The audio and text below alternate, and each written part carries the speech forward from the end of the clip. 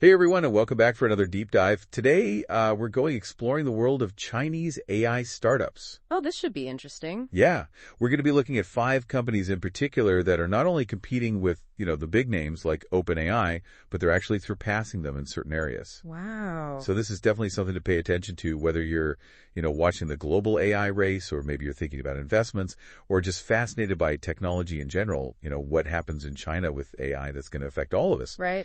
And to help us navigate all this, we've got some great articles that we're going to be referencing today from Tech and Media, the Indian Express Time, and KDA News. Lots to cover. Yeah, so to really grasp what's going on over there, it's important to understand the context, right? Yeah, definitely.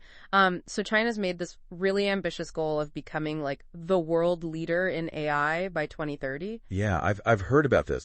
Yeah, and they're not just talking about it, they're actually putting their money where their mouth is, investing heavily in research, bringing in top talent, and creating this really thriving startup environment. Wow. I mean, just to give you an idea, Techipedia reported that as of January 2025, there are over 1,446 AI startups in China. 1,446. Yeah, it's mind-blowing, and it really shows how serious they are about, dominating this whole field. Yeah, that's an incredible amount of concentrated effort.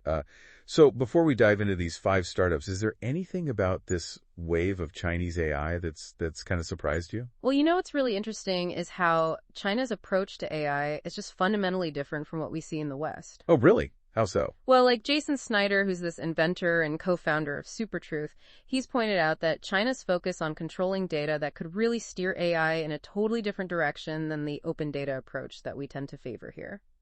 That's interesting. Yeah, it could have huge implications for how AI evolves and how it affects society.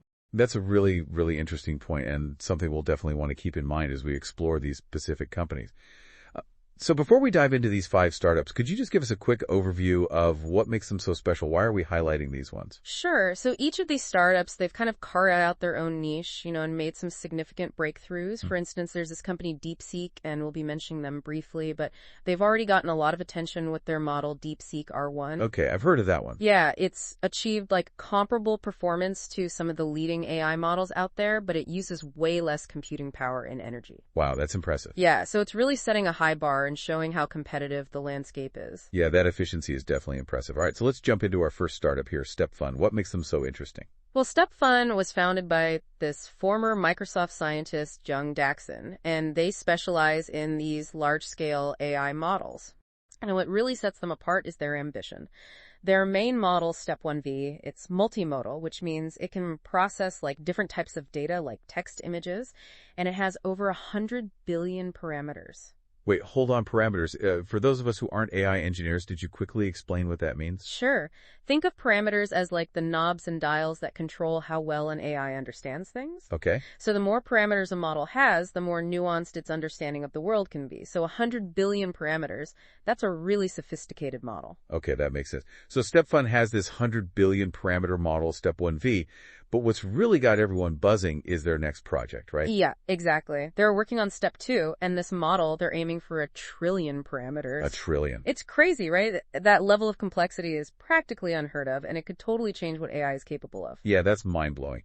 Do we know what they're planning to do with such a massive model, and who's funding them to make this happen? Well, the details about Step 2 are still kind of a secret, which just adds to the intrigue. Of course it does.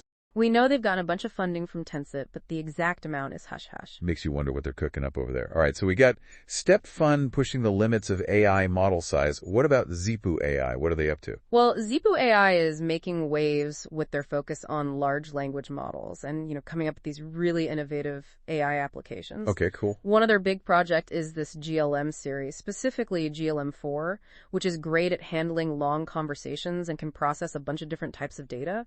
That's interesting. Yeah, imagine a chatbot that remembers everything you've talked about and can even bring in information from all sorts of places. That's what GLM-4 can do. That would be super useful for a ton of things. So what else have they developed that's caught people's attention? Well, they've also got ChatGLM, which is a chatbot designed for smooth, natural-sounding conversations. But what's really cool is Ying, which is their text-to-video model. It can make a 6-second video in about 30 seconds. Wait, 30 seconds to create a video from text? Yeah. That's insane. How could that impact things like content creation? Well, it could be a total game changer for fields like advertising, education, entertainment. Think about it. You could quickly make custom videos for social media posts, educational materials, or even personalized messages. Wow. It shows how Chinese AI isn't just about catching up, they're innovating like crazy. That speed is wild. Okay, so we've got companies push us the size of AI models and creating innovative apps.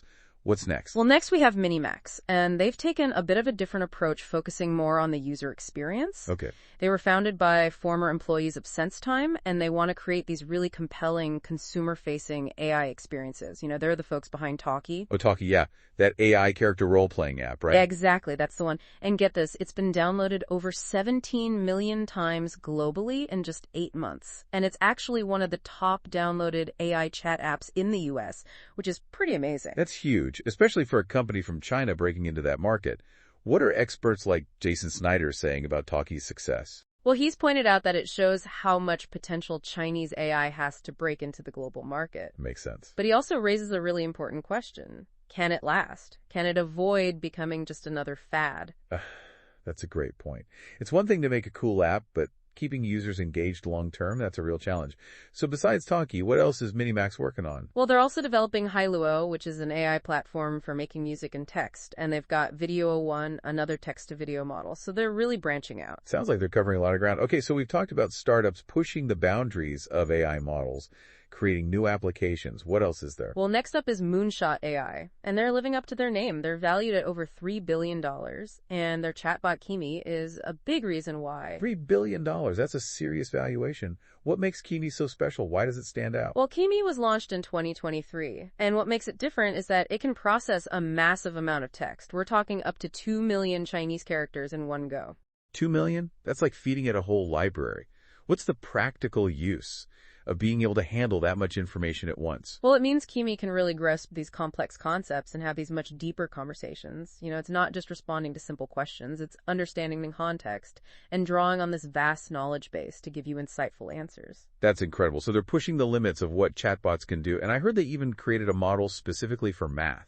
Yeah, they recently released K0 Math, and it can actually solve these complex math problems step by step, which is huge for AI reasoning. It's not just about getting the right answer, it's showing how it got there. It sounds like Moonshot AI isn't just building chatbots, they're building AI that can think critically and problem solve just like humans. Exactly. Are they going head-to-head with OpenAI? What are the experts saying? Oh, they're aiming high for sure. Just last month, they unveiled Kimi 1.5, an even more advanced version of their chatbot, and they claim it matches or beats OpenAI's O1 in stuff like mass coding and understanding different types of information. Well, yeah, but Jason Snyder, who we mentioned before, he acknowledges that Kimi's got brains, but he says that ultimately it's going to come down to distribution and strategy, Can they actually compete with OpenAI in the long run? so it's a battle of brains and strategy. That's going to be exciting to watch.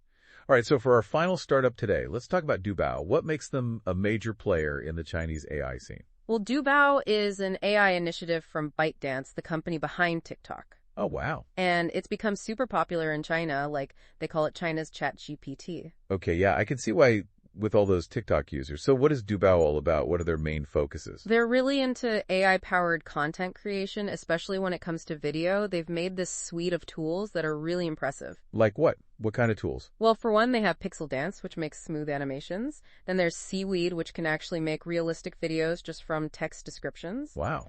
And probably their most notable tool is Dreamina, which is an AI image and video creation tool. Dreamina. Isn't that basically competing with OpenAI's Sora? Yeah, you got it. It's a head-to-head competition between these two giants, each trying to push the limits of AI video generation. It's like an AI arms race. Yeah.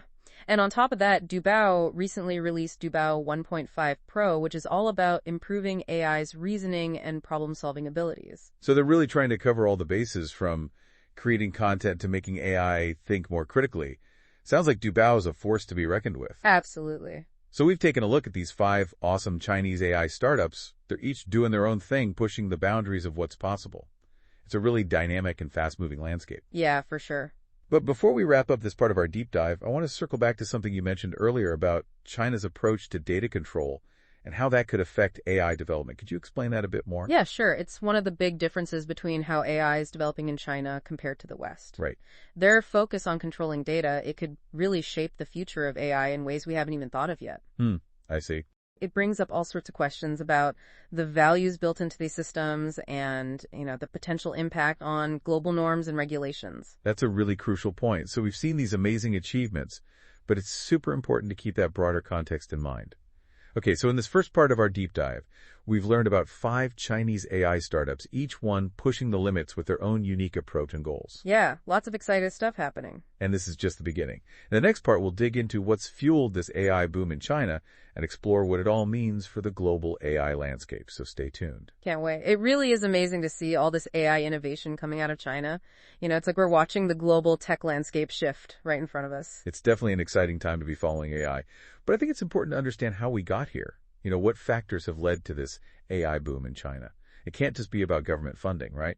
You're right. It's not just one thing. It's a bunch of things coming together. Of course, the Chinese government's focus on AI has been huge. They've really put AI as a priority for economic growth and, national power. So they've been investing a ton in research infrastructure and developing talent, but it's more than just throwing money at it. So they're creating this whole ecosystem where AI can thrive. Exactly. They've really made this fertile ground for innovation, and then you've got access to massive amounts of data. China has such a huge population, and their tech companies have been gathering data on a scale that's hard to even imagine anywhere else. This data is like the fuel that powers AI algorithms. It helps them learn and get better super fast. Right. The more data they have to learn from, the smarter and more capable they become. But data alone isn't enough, is it? You need people with the skills to actually build these AI systems. Absolutely. And that's another area where China's been doing really well. They've been putting a lot into education and training programs to create a new generation of AI experts. Plus, they're attracting top researchers from all over the world. It's a really vibrant and competitive talent pool. It sounds like they've hit on a winning combination: government support, access to data, and a pipeline of skilled talent. But I'm curious, are there any cultural factors that might be playing a role in this AI boom? That's a great question. China has always placed a high value on education and achievement, and that definitely shows in their approach to AI. There's this real drive to be the best, to push the limits of what's possible, and that's created a super competitive environment in their tech sector. It's amazing how all these pieces fit together. It's not just one thing. It's this combination of factors that's created the perfect storm for AI innovation in China. Now, we've been talking about these startups individually, but are there any common threads you've noticed in how they're approaching AI development? What makes them stand out, not just on their own, but as a group? One thing that's really noticeable is their focus on efficiency. A lot of these startups are developing AI models that can achieve really high performance using less computing power and energy. And that's a big advantage, especially as computing costs keep going up. It's like they're figuring out how to do more with less. That's impressive.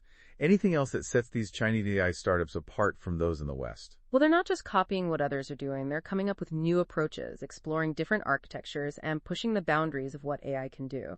Take Zipu AI's text-to-video model, Ying, for example, making a 6-second video in 30 seconds. That's groundbreaking. It opens up so many possibilities for content creators, and it shows a real dedication to innovation. That speed and efficiency are mind-blowing. And Dubao's focus on AI-powered video creation tools is another area where we're seeing some really cool stuff. It seems like they're tapping into this growing demand for video content, especially those short videos that are so popular on platforms like TikTok. And it's no surprise that ByteDance, the company behind Dubao, also owns TikTok. It's a smart move.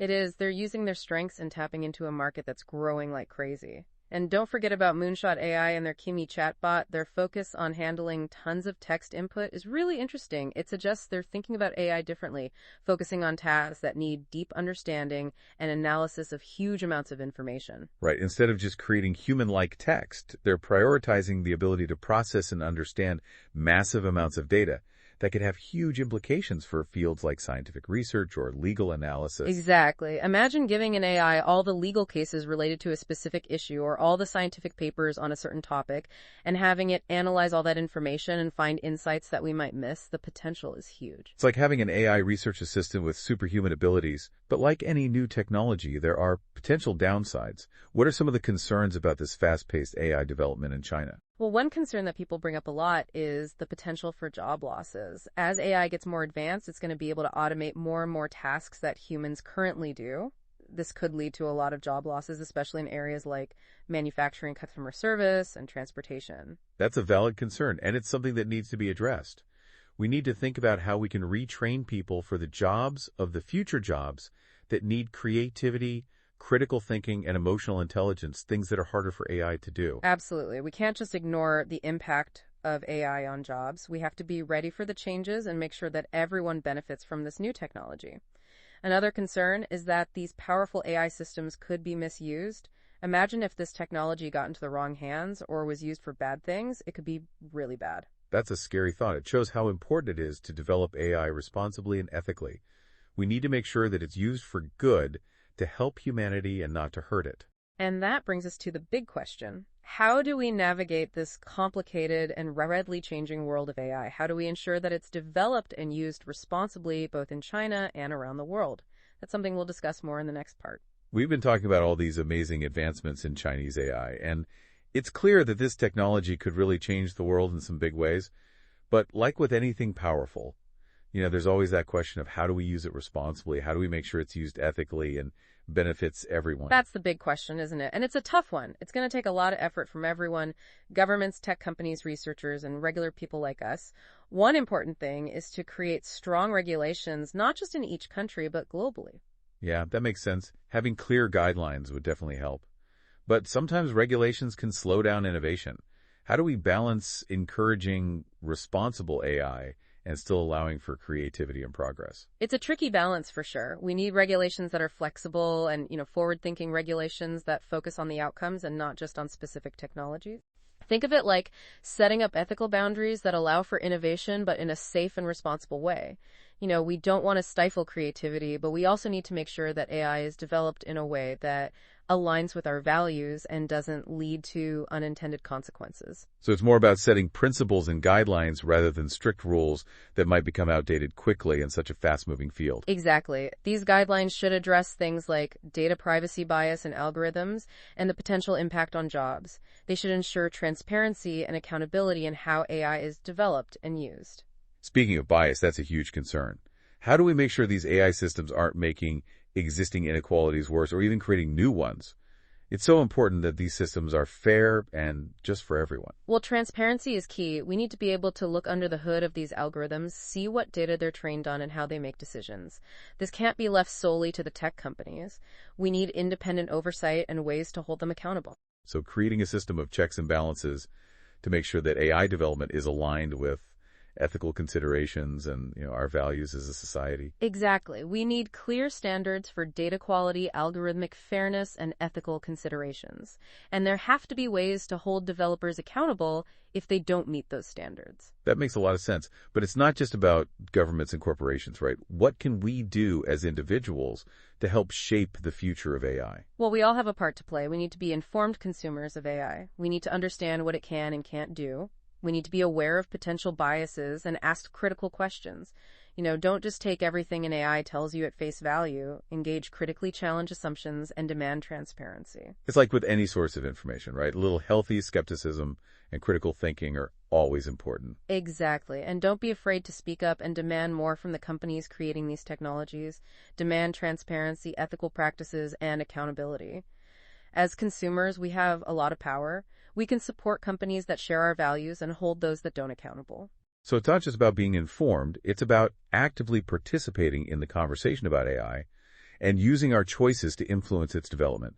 We have a responsibility to ensure that AI is used for good for everyone. I agree completely. The future of AI isn't set in stone. It's something we're all shaping together through our actions, our choices, and our voices.